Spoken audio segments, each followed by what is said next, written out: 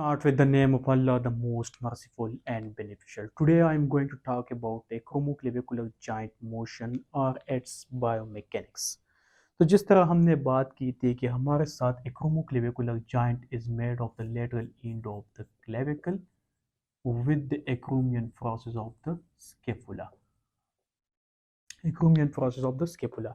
एक्रूमियन इसके जो पहले वीडियो था उसमें हमने बात की थी कि हमारे साथ एक्रूमियन का एक स्मॉल फैसेट होता है, एक small facet for the articulation of the एक क्लेविकल।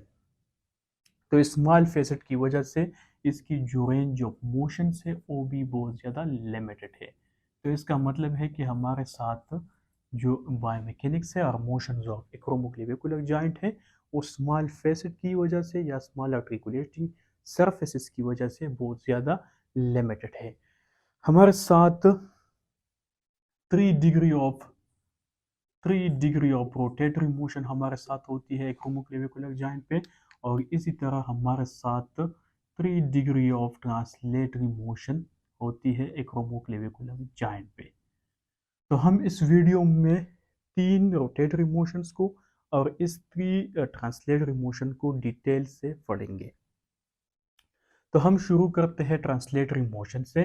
तो हमारे साथ ट्रांसलेटरी मोशन में सबसे पहले आता है anterior and posterior translatory motions. इसके साथ हमारे साथ superior and inferior translatory motion आता है। इसी के साथ हमारे साथ medial and lateral translatory motions आती है ऑफ द एक्रोमोक्लेविकुलर जॉइंट। तो इसको हम सबसे पहले थोड़ा डायग्राम में समझते हैं। तो हमारे साथ अगर ये हमारे साथ स्केपुला है, ये हमारे साथ एक्रोमियन प्रोसेस है, इसके साथ हमारे साथ क्लेविकल है। तो अगर हमारे साथ अगर हम इंटीरियर एंड पोस्टीरियर को पढ़े तो हमारे साथ अगर ये जो क्लेविकल है वो हमारे साथ इंटीरियर साइड पे आ जाए, ये हमारे साथ क्लेविकल है, अगर ये हमारे साथ इंटीरियर साइड पे आ जाए तो इसको हम कहते हैं इंटीरियर ट्रांसलेशन। और जब हमारे साथ ये पोस्टीरियर की तरफ जाए तो उसको हम कहते हैं posterior translation of the clavicle. तो ये हमारे साथ इंटीरियर ट्रांसलेशन है और ये हमारे साथ posterior translation of the clavicle है। इसी तरह अगर ये हमारे साथ एलिवेशन और डिप्रेशन की तरह हमारे साथ ये आगे ऊपर जाए तो उसको हम सुपीरियर ट्रांसलेशन कहते हैं ऑफ द क्लेव एसी जॉइंट। अगर ये हमारे साथ नीचे जाए डिप्रेशन, और इसको हम कहते हैं द inferior glide और inferior translation of the acromioclavicular joint। तो ये अगर हमारे साथ ऊपर जाएगा above ऑफ कंडीशन तो इसको हम क्या कहेंगे, superior rotation of the scapula at acromioclavicular joint. और जब ये हमारे साथ डाउन हो जाएगा तो इसको हम inferior translatory motion of acromioclavicular joint कहेंगे। तो इसके साथ साथ इसके बाद हमारे साथ medial and lateral rotation of the acromioclavicular joint है। Medial and lateral translation of acromioclavicular joint इस तरह है, अगर हमारे साथ ये क्लेविकल ये क्लेविकल नज़दीक आता है तो ये हमारे साथ मीडियल है।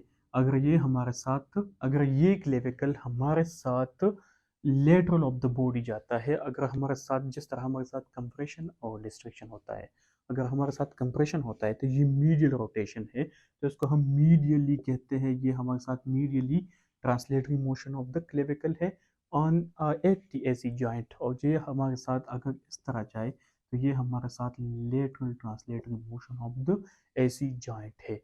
इसके अलावा हम अगर इसको डायग्राम पे समझे तो ये क्लेविकल है, अगर ये क्लेविकल हमारे साथ ऊपर जाएगा तो ये हमारे साथ सुपीरियर ट्रांसलेटरी मोशन है। अगर ये क्लेविकल हमारे साथ नीचे जाएगा तो ये हमारे साथ inferior translation of AC joint है। अगर ये इंटीरियर साइड पे आएगा तो ये इंटीरियर है, और जब हमारे साथ ये पोस्टीरियर साइड पे आएगा ये पोस्टीरियर ट्रांसलेटरी मोशन है। अगर क्लेविकल हमारे साथ बाहर की तरफ आता है, डिस्ट्रक्शन करती है, तो ये हमारे साथ lateral translatory motion of the clavicle और एसी जॉइंट है। इसी तरह अगर ये हमारे साथ अंदर की तरफ जाए तो ये हमारे साथ medial translation of acromioclavicular joint है। इसके बाद हम पढ़ते हैं 3 rotatory degree of motion at acromioclavicular joint which is very important. तो इसमें सबसे पहले हमारे साथ आता है internal rotation and external rotation at acromioclavicular joint. उसके बाद हमारे साथ सेकंड पोजीशन पे आता है इंटीरियर और पोस्टीरियर टिपिंग,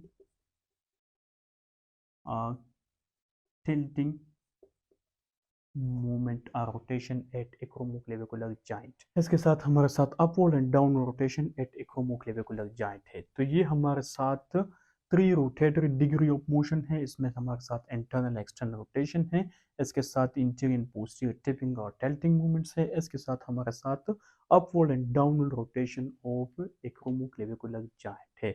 तो इस तीन मूवमेंट्स को अगर हम पढ़ते हैं तो इसमें हमारे साथ जो हमारे साथ जो स्केपुला है उसकी जो पोजीशन है, एक हमारे साथ ग्लिनाइड है, एक हमारे साथ इंफीरियर एंगल है और दूसरा हमारे साथ सुपीरियर एंगल है।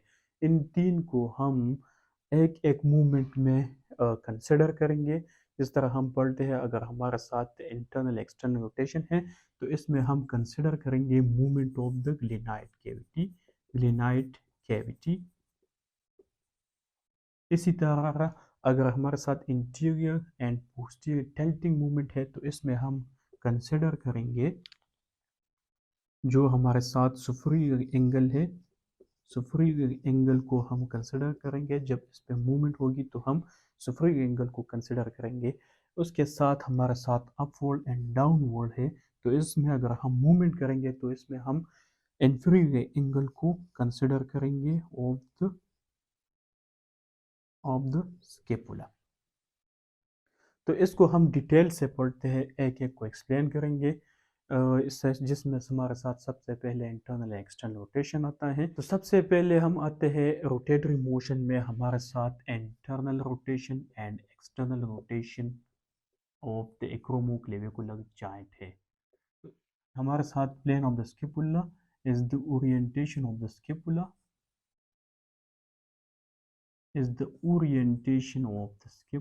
by 30 to 40 degree from the coronal plane। अगर हम अगर प्लेन ऑफ स्केपुला को प्रैक्टिकली डिमॉन्स्ट्रेट करें तो हमारे साथ अगर ये हमारे साथ स्केपुला है, ये हमारे साथ एक्रोमियन प्रोसेस और क्लेविकल है। तो अगर हम प्लेन ऑफ द स्केपुला को समझे तो हमारे साथ अगर ये हमारे साथ ह्यूमरल हेड है, तो हमारे साथ ये जो हमारे साथ इसकी जो ओरिएंटेशन है, स्केपुला की जो ओरिएंटेशन है ये थोड़ा इस तरह है। और अगर हम जो करोनल प्लेन है उसको देखें तो इसकी ओरिएंटेशन थोड़ा हमारे साथ इस तरह है। तो जो हमारे साथ करोनल प्लेन से ये जो 30 डिग्री पे ये हमारे साथ डिफरेंसेस करती है, ये जो हमारे साथ एंगल बनती है कोरोनल प्लेन के साथ, ये हमारे साथ होती है 30 टू 40 डिग्री। और ये हमारे साथ ये हम इसीलिए पढ़ते हैं कि इसकी जो ओरिएंटेशन है वो हमारे साथ ग्लिनोह्यूमरल जॉइंट के लिए बहुत ज़्यादा इम्पोर्टेंट है, इसकी स्टेबिलिटी के लिए हमारे साथ इम्पोर्टेंट है। तो ये हमारे साथ internal and external rotation of the acromioclavicular joint में हम पढ़ेंगे। तो ये हमारे साथ था plane of the scapula. Plane of the scapula के बाद हम इंटरनल एंड एक्सटर्नल रोटेशन हमारे लिए कुछ इजी हो जाएगा। अगर हमारे साथ इंटरनल एक्सटर्नल रोटेशन है तो इंटरनल एक्सटर्नल रोटेशन हमारे साथ वर्टिकल एक्सिस पे होती है, वर्टिकल एक्सिस पे होती है ऑफ द एक्रोमोक्लेविकुलर जॉइंट। इसमें हम कंसिडर करेंगे ग्लिनाइड कैविटी को। इससे पहले हमने बताया था कि हम इसको अगर इस मूवमेंट को समझना है तो ग्लिनाइड कैविटी की जो मूवमेंट्स है उसको सबसे पहले समझना है। हमारे साथ अगर ये हमारे साथ ग्लिनाइड कैविटी है, ये स्केपुला है, ये हमारे साथ ग्लिनाइड कैविटी है। अगर ये ग्लिनाइड कैविटी हमारे साथ इंटीरियरली आता है, ये हमारे साथ ग्लिनाइड कैविटी है, अगर ये हमारे साथ इंटीरियरली आता है तो ये हमारे साथ होगा इंटरनल रोटेशन। अगर हमारे साथ ग्लिनोह्यूमरल जॉइंट और हम कहते हैं ग्लिनाइड कैविटी अगर हमारे साथ पोस्टीरियरली जाती है तो ये हमारे साथ होगा external rotation eight AC joint. तो हमारे साथ अगर ये हमारे साथ इंटीरोमीडियली आता है, इंटीरोमीडियली, तो ये हमारे साथ होगा इंटरनल रोटेशन। अगर ये हमारे साथ पोस्टीरियर लेटरली जाता है तो ये हमारे साथ होगा एक्सटर्नल रोटेशन और ऑफ द एक्रोमोक्लेविकुलर जॉइंट। ये जो हमारे साथ मोशंस है इंटरनल एंड एक्सटर्नल रोटेशन, ये हमारे साथ इम्पोर्टेंट, इसकी जो इम्पोर्टेंस है वो हमारे साथ इंटरनल एंड एक्सटर्नल रोटेशन जो होती है एट वर्टिकल एक्सिस पे, जिस तरह हमने बात की, इसकी जो इम्पोर्टेंस है एक हमारे साथ ये है, इसकी जो इम्पोर्टेंट है ये हमारे साथ होल्ड करती है स्किपुला को। It will maintain the scapula at the curvature of thoracic, at हमारे साथ जो थोरेसिक की जो कर्वेचर है उस पे हमारे साथ स्किपुला को मेंटेन करती है। ये हमारे साथ सेम मूवमेंट्स होती है। इम्पोर्टेंट ये है कि ये हमारे साथ सेम मूवमेंट होती है जिस तरह हम प्रोटेक्शन करते हैं, protection and retraction movement of the sternoclavicular joint. ये हमारे साथ प्रोट्रैक्शन मोशन है और ये हमारे साथ रिट्रैक्शन है, तो ये सेम होती है स्टर्नोक्लेविकुलर जॉइंट की तरह। ह्यूमरल जॉइंट है, ह्यूमरल हमारे साथ जो जॉइंट है उसकी हमारे साथ कंग्रेंसी को इंक्रीज करता है। It will increase the congruency of the acromioclavicular joint during the motion. तीसरे जो हमारे साथ इम्पोर्टेंट है, maximizing, it will maximize the function of the muscles, the ligament and the capsule at the acromioclavicular joint. Important जो हमारे साथ आता है at the range, at the end, which because of all these activities it will increase the activity or the range of motion at the glenohumeral joint. तो ये था हमारे साथ internal and external rotation of the acromioclavicular joint. It will increase the range of motion at the joint. तो हमारे साथ जो total internal external rotation है वो हमारे साथ 40 डिग्री से लेके 60 डिग्री और 60 डिग्री तक हमारे साथ इंटरनल एंड एक्सटर्नल रोटेशन होती है एट एसी जॉइंट। बात करते हैं हमारे साथ जो सेकंड मोशन है वो हमारे साथ interior and posterior tilting or tipping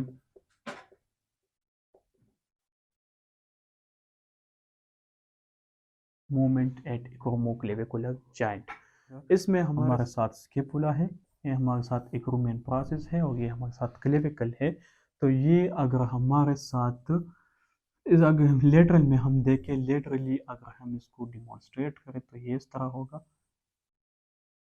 अगर ये हमारे साथ ये स्केपुला अगर हम लेटरली देखें तो अगर हम इसको, ये हमारे साथ आगे की तरफ जाएगा तो ये हमारे साथ इंटीरियर टिपिंग होगा। अगर ये हमारे साथ अगर इंटीरियर की तरफ जाएगा तो ये इंटीरियर टिपिंग होगा। सेम कंडीशन पे अगर ये आगे जाएगा तो ये हमारे साथ पोस्टीरियर आएगा।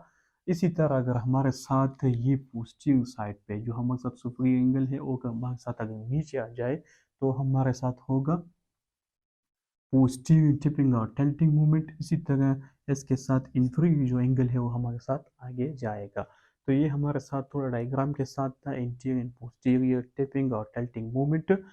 सबसे पहले इसमें हमारे साथ जो इम्पोर्टेंट है ये होती है हमारे साथ कोरोनल एक्सिस पे।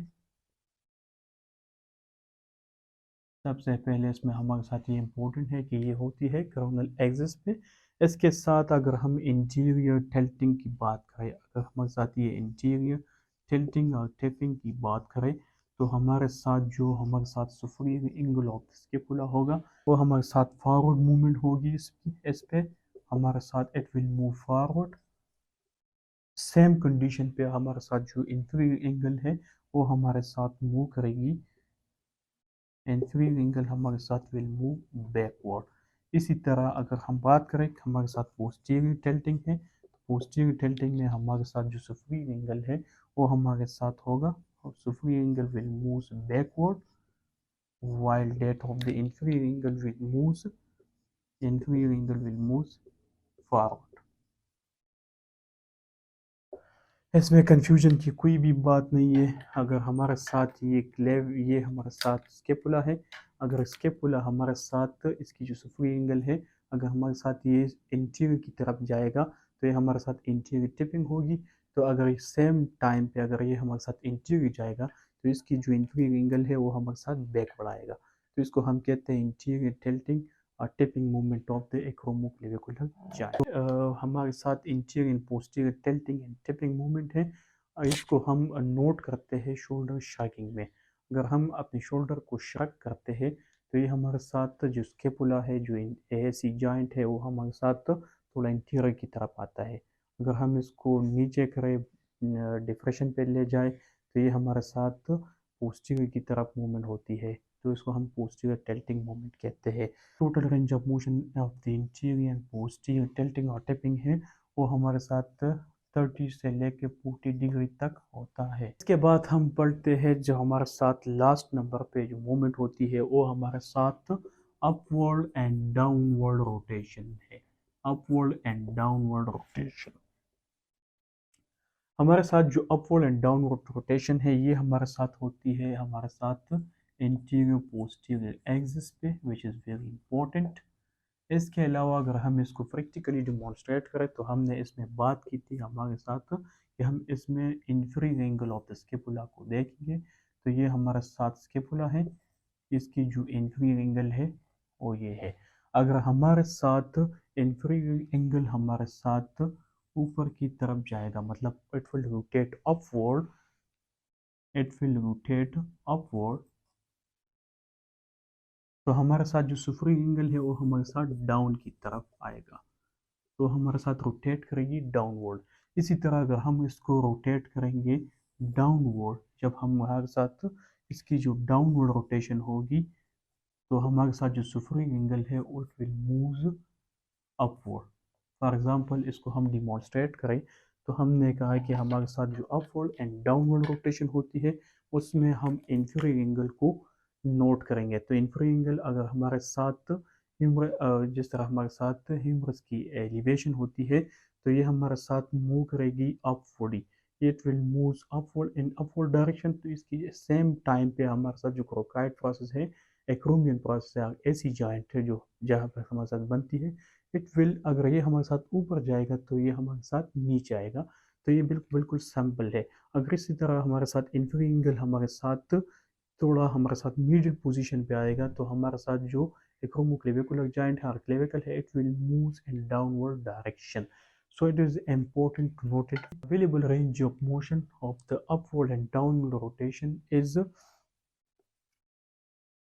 30 degree upward for the upward rotation and 17 degree for the downward rotation at acromioclavicular joint. End of acromioclavicular joint biomechanics. Thank you so much for watching my video.